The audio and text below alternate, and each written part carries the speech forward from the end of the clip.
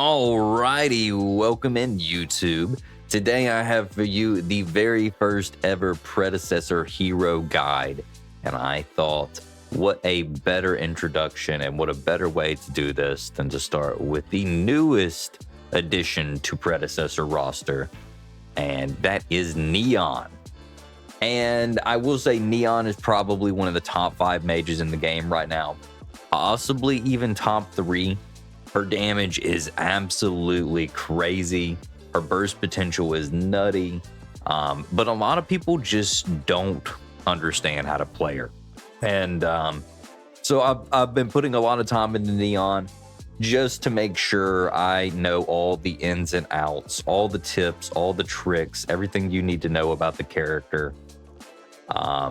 Does her bomb ability mesmerize Gideon in the air? Does her one ability go through walls? All of the little nuanced things about the character I've been learning. If you want to find out these little nuanced things, stick around to the end of the video. I've got a little tips and tricks lined up for you guys. And yes, the video will be timestamped. In the video, we will be going over the gameplay loop, the ability breakdown, the augments to build, how to build Neon, and also overview and the tips and the tricks all at the end. But for real, if you guys enjoy the videos, let me know which mage you would like to see next. I'm gonna do all the mages since I'm mid laner first, and then I will progress to other roles. So yeah, like, comment, subscribe, all the good stuff. It lets me know if you like the videos. Whichever the top like comment is will be whoever gets the next hero gods. So there you go. I'll see you in the video. The gameplay loop for Neon is an interesting one. It kind of reminds me of old Crunch from last patch, but it heavily revolves around you playing around your passive. And I don't think people have come to realize that yet. I see a lot of people struggling with Neon, and that's one of the reasons I decided to make this video. But her passive is literally everything to her kit. If you're going from mid lane to right lane and you're sitting on 2 passive stacks, well, why not just throw out another ability and get that 3rd passive stack before you hit right lane? When you get to right lane, then you have a mez, then you have a double dash, then you have an extra explosion on your 1. And that's one thing that you really have to take in mind when you play Neon. Now, this is very applicable to early game, more so than late game, in my opinion, just because of how you approach the 1v1s. So early game, you're going to be more poke oriented. And then once you get your ultimate ability online, then you're going to actually be able to poke people down to about 50% HP. You get your ult online, and then you're able to kit dump the person, and generally they will die just because of how much damage you have. Late game, it's the same thing. You're going to have more cooldowns online. You're going to have more burst potential, but you're going to be able to damn near one-shot people with a full rotation of abilities. Generally, if you're going into a fight, you want to go into a fight with full passive stacks. If you're going into a fight, a team fight, trying to guarantee a kill, try and get the most out of using your ultimate. That is going to be one of my biggest tips for you guys. I know tips and tricks are at the end, but I think this is very, very important. Go into a fight with all of your abilities up when you use your ultimate. Don't use your dash and then use your one ability and then use your ultimate. Now you have 2 abilities that are on cooldown. You're not getting any benefit out of the ultimate passive, your passive in general. And I think that's another thing that I see a lot of Neon players really messing up on. So go into team fights with full abilities, with full passive stacks. If you have your ultimate, try and have all of your abilities up. If you have full passive stacks up, you can actually throw one ability, get rid of those passive stacks, then pop the ultimate.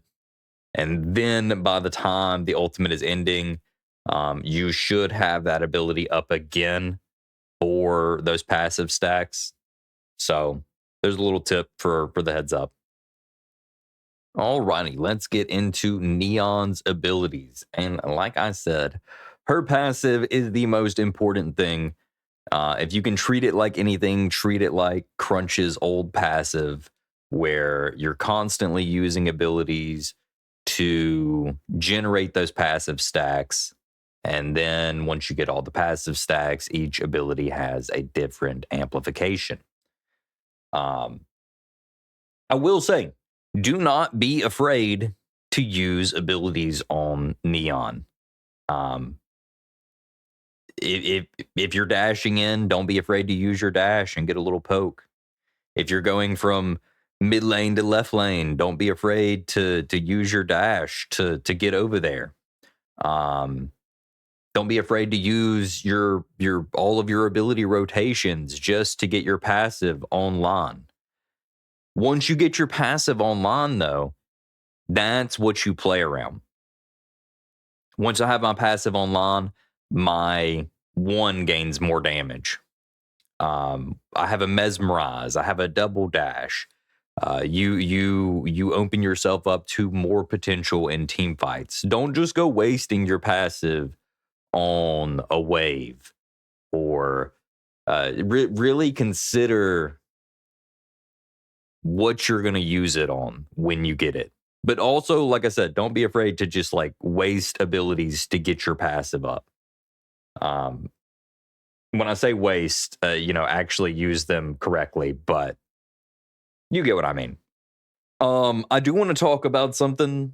I clicked over the basic attack. I see people trying to build her like a Bellica attack speed, or they're trying to strap prophecy on her, and cursed ring, and I think it's Orion's. She is not a ADC mage by no means. I will go ahead and make this clear. She is an on-hit mage, and I think the only two items that could possibly work with her would be Oathkeeper and possibly Prophecy. But please, for the love of God, do not build her like an attack speed mage. It just does not work on her. All right, next we have Erase Vector. I think this is possibly where people just completely misunderstand her kit. This ability is a damage ability. It is a movement ability, but it is more so a damage ability than anything else. And I think people are seeing it as a movement ability, and they're thinking it's like a Kira dash or a Twin Blast dash. It's not. It's use it to close the distance, get good poke damage, get your passive stacks up. I personally like building her with Oathkeeper, and building this ability, Erase Vector, first or second, just because it has so much damage. Erase Vector actually has more damage than all of her other abilities if you have the double dash passive, especially with Oathkeeper. It's just insane damage. So treat it like a actual mage ability. Dash at them. Be good about hitting your basic attacks. If you're good about hitting your basic attacks, consider strapping Oathkeeper on first and building your dash first. And oh my God, you will literally melt the competition in the early game. Alrighty, let's talk about her first ability. And this is another ability that I think people are kind of misunderstanding as well. And they're kind of just throwing out the ability without really thinking about it, just like a regular mage ability. But this ability really requires you to have good spacing. If you can be at the distance where you can guarantee that the ability is going to proc as it goes through and as it comes back. Because as the ability comes back, it does true damage. And oh my God, that along with your passive, once you build up all your passive stacks, you can toss this ability out, get the initial hit, you get the burst damage from the passive, and then as it comes back, you get true damage. My God, you can hit like over 1,000. Like these numbers actually are just crazy when you combine them all together. So, like I said, if you're not good at hitting your dash ability, your erase vector ability, consider leveling links first. It's really good for clear. Play around your passive, like I said. Use your full kits. Get your passive for this. Try and outpoke the enemy because it has really, really good poke potential when you get the passive up. It has really good poke potential in general, but the passive allows you a little bit of flexibility if you do fuck up and miss the attack. If you fuck up and miss the attack, you still get that little bit of burst damage at the end, which is almost guaranteed to hit. So, absolutely, absolutely. Like I said, if you're not good at hitting your erase vector ability, level this first. On to the secondary ability, Data Burst. So, Data Burst is it's a good damage ability. It's I think it's going to be the ability that you level up last, just because links and erase vector just have so much damage potential behind them. They fit really well with your play style. And then I think Data Burst is kind of that ability that you're using for the slow, and you're using it for the mesmerize more so than anything. So if you want a more poke-oriented build, you could level up your Link's ability first, then you could level up your Data Burst ability. But like I said, it's gonna do a decent bit of damage. It's gonna apply slow, 35% slow, and then if you have your amplification stacks, you can mesmerize the enemy. And yes, it does mesmerize multiple enemies at the same time. So you can, if somebody's ulting you, if Akira's ulting you, you can mez them, get them out of their ultimate. If there's an objective fight like a Fangtooth or Prime or Shaper, you can throw your mesmerize on there. Make sure it's full passive stacks. I can't stress that enough. Throw your bomb on there, get a mesmerize, and then a potential steal on the objective. So a lot of cool things you can do with this ability. And then last but not least, the ultimate. So this ability, it is very, very important to understand that it amplifies all of your other abilities. So everything that we just covered gets amplified while you're in this state. You gain movement speed, you gain jump height, and at the end of it, you have a little countdown. You can activate it very last second or whenever this ability is going on, and it will produce a giant bomb that you can throw.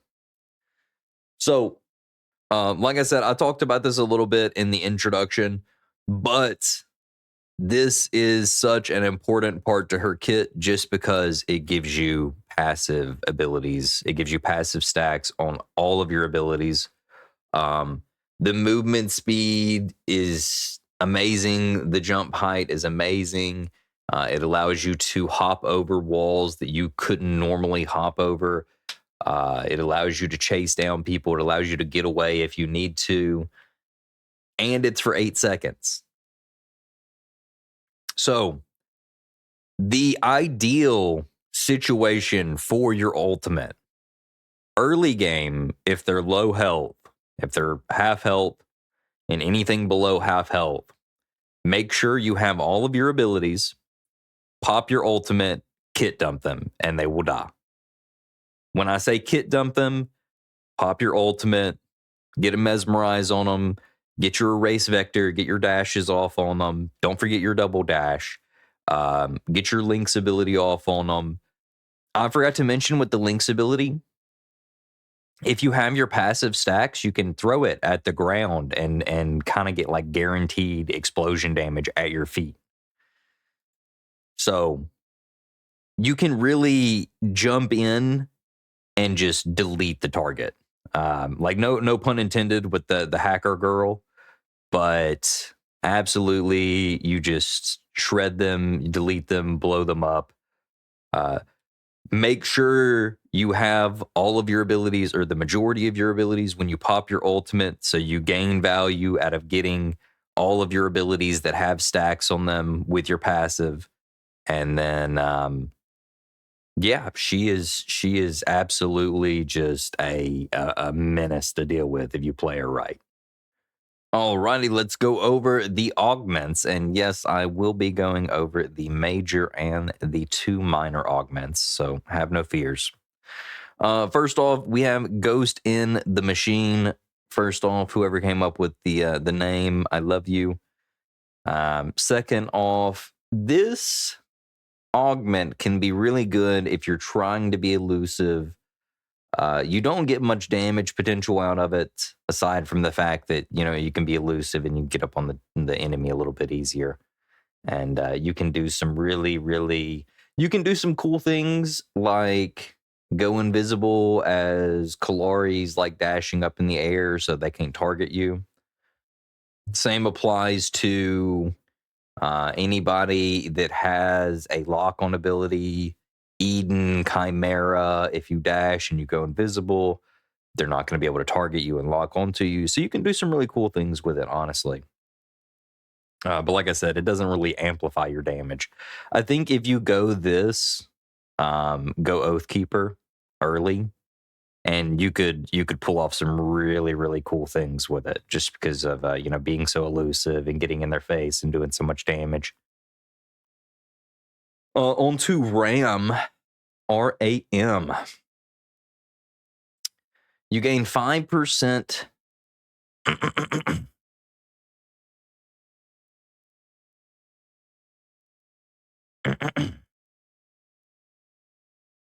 Alrighty, on to RAM. Gain 5 magical power and 25% base mana regen on takedown, stacking indefinitely. At 3 stacks, gain 5% movement speed upon death, lose 50% of stacks, rounded up. So with this augment, I feel like I'm trying Soulbinder on her. I've tried the stacking route. I don't feel like she feels that great for like stacking Soulbinder. But if you are rotating and constantly getting takedowns, this is a takedown. Take in mind, this is not a killing blow. So anytime you participate in a fight, you have the potential to gain 5 magical power. Could possibly be like really snowbally if you do it right, but if you die, you lose 50% of your stacks, rounded up. So very snowbally, but it's at a cost. Like I said, if you die, then you lose your stacks. Really good for damage, really good for mana sustain if you're rotating quite a bit. I think it's a really good augment. Like when in doubt, if you don't like Ghost in Machine and you don't like Docs, RAM is definitely a good choice, especially because she struggles with mana. So it's good just for that. Docs, replace your trinket with Docs, granting you 8% increased magical power and 15% increased maximum mana. Activating it allows you to see nearby enemy heroes within 3,000 units for 4 seconds. So, it's a very interesting augment. I think a lot of people are confused on when you pop the augment, does it give you the 8% magical power and the 15% increased maximum mana? No, it does not. That is actually just built in. When you pick this augment, you just flat get 8% increased magical power and flat 15% increased maximum mana at the get-go. There's no popping anything. When you do pop the the utility. What it is it replaces your ward. So when you use it, it reveals everybody within 3,000 units. 3,000 units is not really that big. So you if you're trying to reveal somebody on the other side of the wall, kind of be near the area that you're trying to reveal. Also, fun fact, this does allow you to de-ward. So if you know a ward is up, if you know a ward location, or you're just trying to see if a ward is there, you can go over there, pop this, and it will reveal the ward. You can destroy it. It will only give you enough time to destroy one ward, though. Take in mind. So if you're making a rotation to duo lane, and duo lane has 2 wards laid in the same spot, you're only going to be, and you need to kind of be close to that ward when you're trying to like de-ward it. It's a very, very like small time frame. It's 4 seconds. So for the first minor augment, I would personally say, if you're going the route of wanting to be on a faster cooldown, wanting all your abilities to be up faster, also if you're going the double dash route, where you're empowering your double dash with Oathkeeper and your passive, go Technocrat. If you're going more of an ability based and you want to do chunky damage, go Ultimatum. And then if you're just trying to go for sustain, go Veracity. Minor augments, just go Alchemist. Honestly, you could go Executioner if you're comfortable with her playstyle and you're comfortable with like how much mana she uses. But honestly, just go Alchemist. She uses so much mana, and it's just going to be your safest bet for sustaining in lane. Late game, it's going to be good too. Like I said, she just eats through mana. I think any other augment or any other minor augment is just not worth it. If you want more damage, Executioner, but just run Alchemist.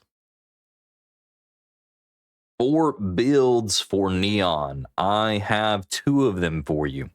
I don't think there's too many build paths for her. Like I said, I don't think she is a like ADC type mage where you build attack speed items on her. I think she's more of a bursty mage. She does really good with penetration. She does really good with cooldown, with haste. She does decent with lifesteal. You're gonna like, the more true damage, the more pin, the more burst potential you have on this character, the better. If you're running any kind of basic attack item, run Oathkeeper or Prophecy.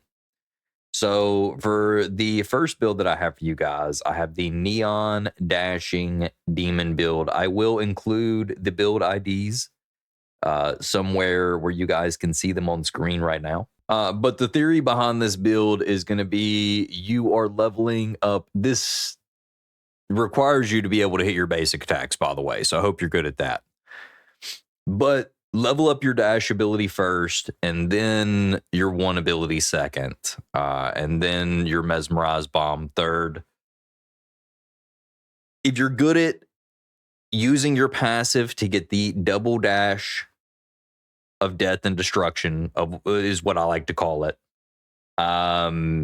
you will be just snowballing. Like nobody will be able to compete with you aside from maybe Argus, and then Morgash, of course. But get your passive, get Oathkeeper, build your dash first, dash at them twice, hit them with your basic attacks both times, and oh my god, you're just going to blow them up. Like I said, Oathkeeper's a no-brainer. If you're struggling with mana on this character, go Alchemical Rod. I cannot stress that enough. If you are struggling with mana, go Alchemical Rod. An alternative to that is Time Warp. If you go Time Warp, you need to go at kind of later in the build, though. Don't go at first. You can go at like second or third or fourth item. You can go Prophecy, like I said. but don't put too many attack speed items on her. She doesn't benefit well from it all. Her cooldowns are just so fast that having so much attack speed, you're not going to get any value out of it. That's the best way to phrase it. By the time you do your double dash, you're going to have your bomb ability up, and then you're going to have your other bomb ability up, and then you're going to have your ultimate up, and then by that time you're going to have your double dash again. It's just not worth it. All right, so Life still does good on her. Noxia does good on her. You're going to get a lot of value out of being able to proc Noxia a lot.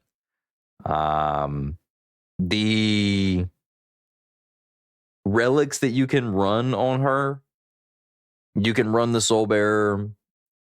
Personally, I like Void Gazer just to blow people up, but Caustica, no-brainer. If they have tanks, run Caustica. If they have tanks, run Noxia. I think your safest bet with this character is to just always have Combustion. Her clear is a little bit weak in the early games. Also, Combustion procs with your dash, so you can get some really, really, really bursty damage with your dash. Oh yeah, and Tainted. If you need Tainted, don't forget Tainted. If they have a Chimera, a Morgesh, a Grux, anybody that heals, throw Tainted on there. That's the dashing build. You have your more traditional build. If you're not good at hitting your dashes, go the Bomber Girl build. Like I said, I'll have the build ID somewhere up on screen. The Bomber Girl build is a more traditional mage build. You're going to be using a lot more abilities. It's going to be very, very big burst damage. Build 𝙎𝘾𝙄𝘼𝙇𝙎. Build, what is it, Alchemical Rod first, then Combustion. Build 𝙎𝘾𝙄𝘼 later in the game. Noxia, Tainted, all of these items work really, really well on her. If you want early rotations, you can throw Wraith Leggings in there. If you need sustain, you can throw Life Binder in there. If they don't have tanks, feel free to run any of these items and replacing Noxia and replacing Caustica. If they have multiple tanks, Megacosm, if they have 2 or more tanks, only run Megacosm then. That's the only way you're going to get value out of it. I will say Overseer and let me go ahead and tell you all this before I forget. The minor augments, ultimatum on her, and then also Overseer only is applicable to the giant bomb part of her ultimate. It does not amplify her ability. It does not give any extra damage to her abilities. It only amplifies the damage on the big bomb part of the ultimate, the end of the ultimate. Just to clarify, just to let you guys know. Last but not least, the overview and tips. And first off, I want to say thank you guys if you stuck around this far into the video. For real, it really does mean a shit ton.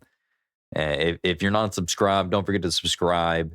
Let me know if you like these types of videos, because I'm trying to pump out a lot of the guide videos here in the near future for you guys. I know a lot of new players are coming in. There was a lot of hero reworks and such. So, for real, thank you guys for being here. And yeah, let's get into the overview and the tips. So, with Neon, early game and late game. Early game, play her like a poking menace.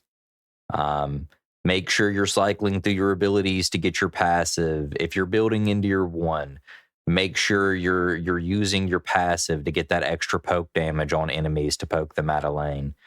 If you're building your erase vector, your dash at them. Use your ability to do damage at them. It's super important to her kit and overall playstyle.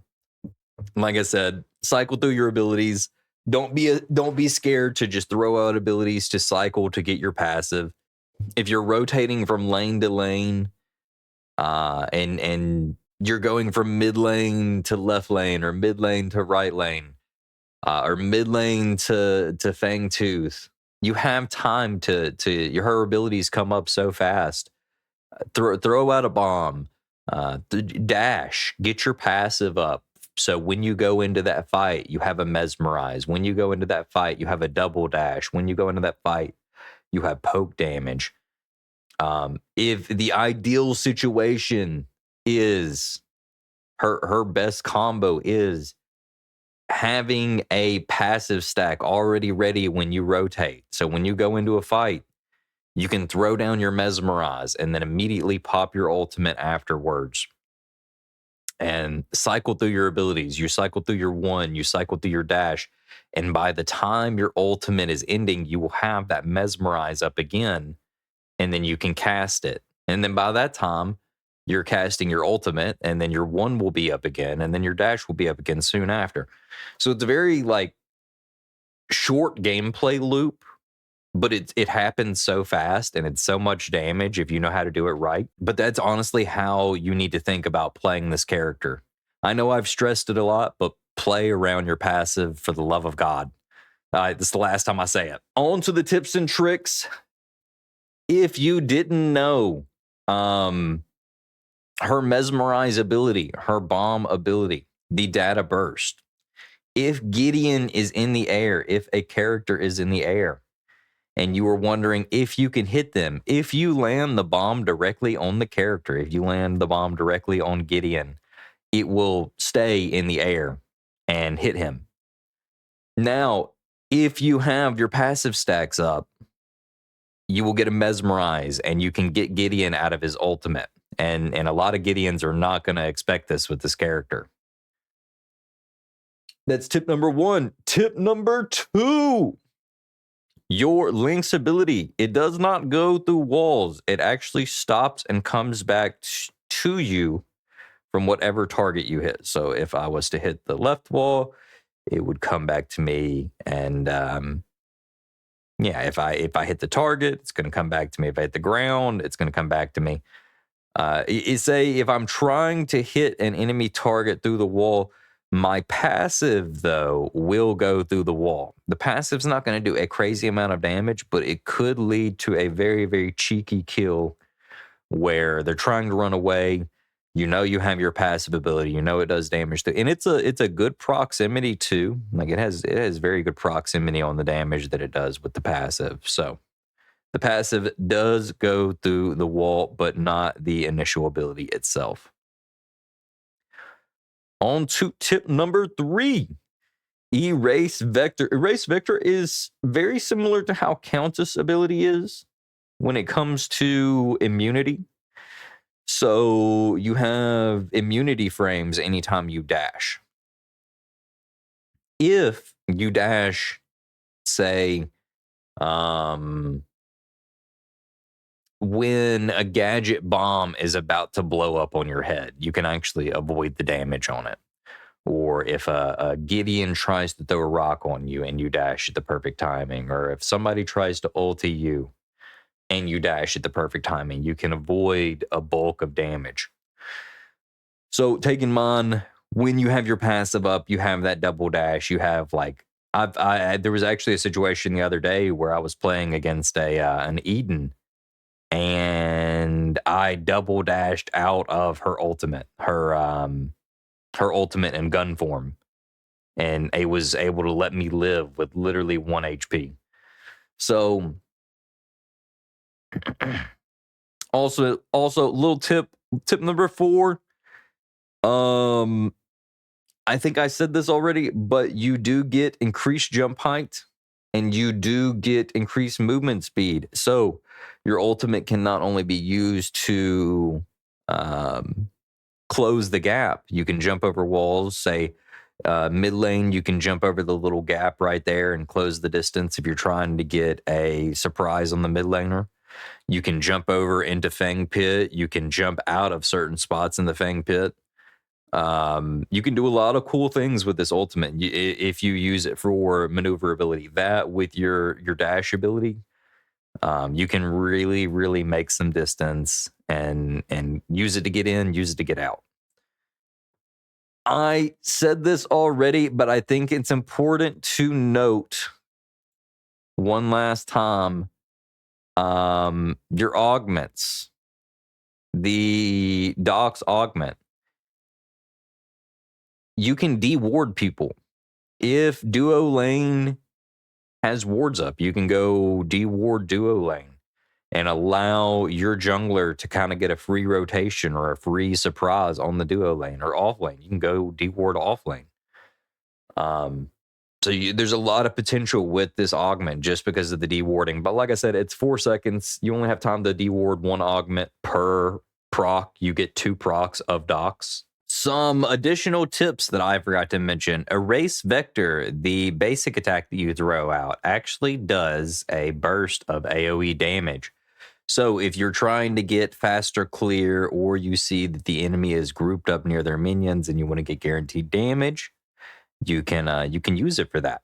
And the final tip, final thread, once the ability is finally finished up and used, you will end with passive stacks. So you will end with full passive stacks once your ultimate ends. So you can kit dump them, and then right when your ultimate ends, say you have a double dash to get out, a double dash to get in. You have your Lynx ability for more burst. You have another Mesmerize ability. Just one little final last tip that I think really ties in our playstyle. I might have forgot something because I threw this together a little bit last minute. But for real, if you stuck around through the end of the video, I love you guys. Let me know down in the comment section, whichever hero gets the most likes. Making a mage, by the way, because I'm doing on the all the mid laners first. But whichever hero gets the most likes, I will make a video about them next. I have most of the mages pretty high level. I'm a pretty competent mid laner, so that's where we're going to start. And yeah, I hope you guys enjoyed this Neon Hero Guide. And for real, thank you guys for sticking around to the end of the video. And yeah. Quick, shameless self-promotion. Your boy streams on Twitch and YouTube. Oh, I know this is a YouTube video, but make sure you come by and check out the Twitch. It'd mean a lot. Say hi.